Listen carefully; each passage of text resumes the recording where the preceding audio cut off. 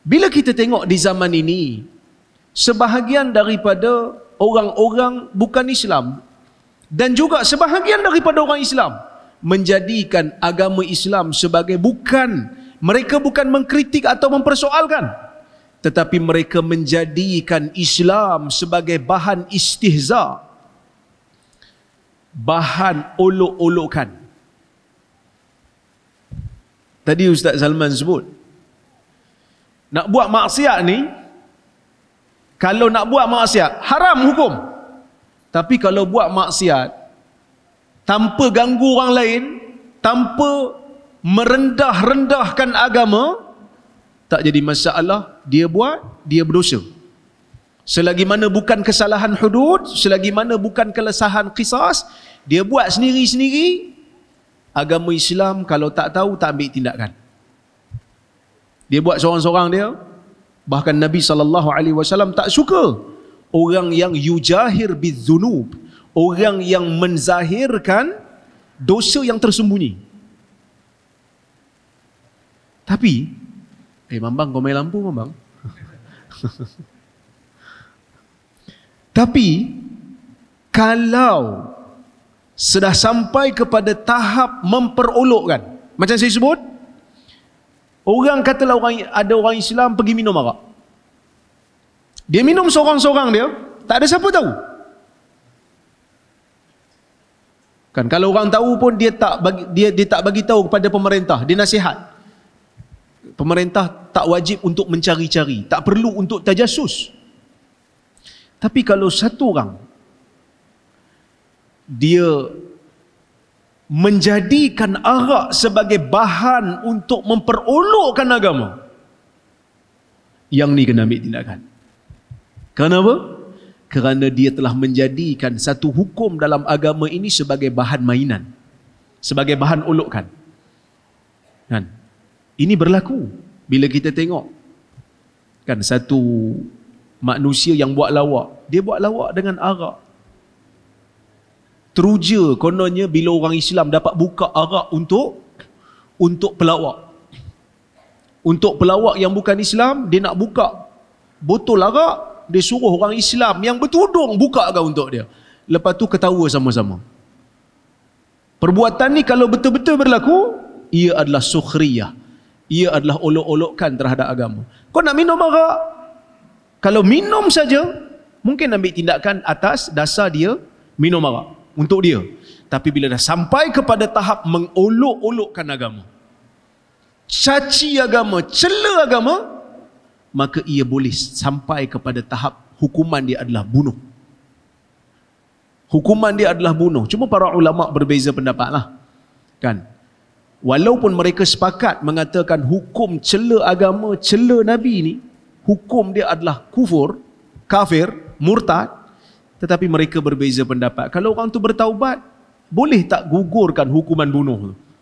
Ulama berbeza pendapat. Maksudnya ada di kalangan ulama dalam madhab Hambali, disebutkan oleh Ibn Taymiyah dalam kitab dia Sarimul Maslul, bagi orang yang mencela Rasul, dia mengatakan orang yang cela Nabi, dan sebahagian ulama meluaskan lagi dengan kata mencela agama. Ada sebahagian ulama yang mengatakan sehinggakan wa imma dia bertaubat sekalipun, taubat itu sekali-kali tidak akan dapat menggugurkan hukuman bunuh. Maka hukuman bagi orang yang memperolokkan agama ni bukan satu benda yang simple, bukan satu benda yang main-main. Sebab itu bila berlaku saja penghinaan terhadap agama, dia tak macam kita tengok orang yang melakukan maksiat. Orang yang melakukan maksiat dengan perakuan dia, benda yang dibuat tu berdosa. Dia minum arak, kata kau ni minum arak, dosa tau minum arak. Dia kata aku tahu berdosa minum arak, tapi tak boleh lah. Gian. Orang macam ni berdosa, tapi dia tak sampai kepada tahap kafir. Tapi kalau sampai pada tahap kita kena minum arak, dia kata, sebab minum arak ni sunat dalam agama, sambil dia ketawa, maka perbuatan ni adalah perbuatan memperolokkan agama. Kita kena bezakan. Kritikan bukan hinaan. Kritikan adalah menyatakan kesalahan tanpa merendah-rendahkan. Itu maksud Itu maksud kritikan. Apa yang disebutkan di dalam Al-Quran menyatakan kebatilan, ya. Bahkan sebahagian daripada pengkaji-pengkaji barat, kita kata ramai daripada kalangan pengkaji-pengkaji barat yang mempersoalkan tentang ajaran Islam, yang mengkritik ajaran-ajaran Islam tetapi dengan bahasa akademik. Kita jawab dengan akademik. Berbeza dengan mereka yang memperolokkan dan merendahkan. Seperti mana yang dilakukan oleh Denmark sebahagiannya kan. Ada sebahagian daripada orang Denmark yang membuat kartun. Salman Rushdie yang mengeluarkan buku yang menghina Nabi SAW. Maka ini dianggap sebagai menghina agama yang jauh lebih dahsyat daripada hanya sekadar mengkritik. Kerana kritikan memang ada dan kita jawab secara akademik. Kita jawab secara akademik bila dia mempertikaikan secara akademik. Tapi bila mana sampai kepada tahap memperolokkan, dan kita kena anggap ini adalah jenayah. Kerana apa? Kerana dia mengganggu gugat ketenteraman. Negara yang bebas macam mana pun, yang begitu bebas, yang dianggap sebagai negara paling bebas dalam dunia, free country, Amerika Syarikat, juga tidak membenarkan ucapan-ucapan yang berbentuk hate speech, ya? Ucapan-ucapan yang berunsur kebencian. Tak boleh. Sedangkan itu adalah free country. Kenapa? Kerana hate speech membawa kepada ketidakstabilan dalam negara. Maka itulah yang ditunjukkan oleh Islam.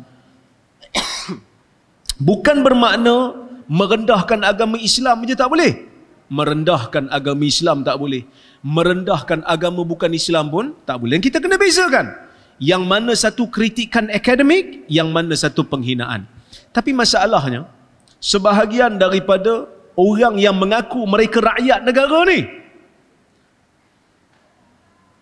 yang memakai jata negara ni, yang mengaku mereka rakyat yang di-Pertuan Agong dalam negara ni, dalam bab pendakwah Islam seperti Dr. Zakir Naik nak berceramah, bukan nak menghina, tetapi mereka menganggap ia adalah penghinaan. Saya pernah berdepan dengan puak-puak ni, sebahagian daripada mereka mengaku Muslim. Dalam satu program, saya tak ingat 2017 ataupun 2018, dalam satu program dianjurkan oleh IRF, tuan-tuan boleh tengok dekat YouTube, saya berdepan dengan satu orang mengaku diri Muslim tapi mengatakan Dr. Zakir Naik menghina. Saya kata, di mana menghina? Tolong bagi saya satu bukti dia menghina. Dia tak menghina, dia hanya menyatakan di mana yang tak konsisten, di mana yang tak betul, mengikut penilaian dia. Jawab ajalah. Tapi bila mana ada orang yang betul-betul hina agama Islam, hina agama Islam, clear hina, tiba-tiba ada satu orang yang menganggap diri mereka, rakyat negara ni boleh anggap, oh, penangkapan ini, pendakwaan ini sebagai kita kata apa? Menghalang kebebasan bersuara. Nampak? Double standard. Orang yang hina, yang mengketawakan agama Islam, dianggap kebebasan bersuara. Biarlah dia nak melawak. Cuba kita fikir, kalau orang Islam buat lawak terhadap menghina agama bukan Islam, dia orang nak kata apa? Adakah dia orang nak kata kebebasan bersuara? Belum hina lagi. Belum hina lagi. Baru hanya sekadar bagi tahu kritikan secara ilmiah, tanpa ada hinaan pun mereka dah tak tahan dah. Ini double standard yang kita kena sedar, yang kita kena basmi sama-sama. Kalau tak, keharmonian negara tak boleh dicapai. Wallahu ta'ala alam.